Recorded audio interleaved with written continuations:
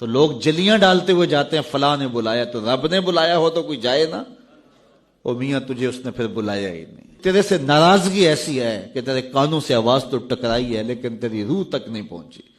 उसने रोक दिया रास्ते में। अल्लाह फरमाता है कि हम उनके कानों में पर्दे डाल देते हैं, उनकी आंखों पे पर्दे डाल देते हैं, उनके दिल पे पर्दे डाल देते हैं। तो बंदा कहता है मैं नहीं पढ़ता, तू कौन है ना पढ़ने वाला? वो तुम्हें बुलाता नहीं, इस काबिल नहीं समझा गया, क्योंकि तूने उसके हुक्मों से मुंह मोड़ा, उसकी फर्माबरदारी को छोड़ा, तो फिर उसने भी तुझे रांधा दरगाह कर दिया।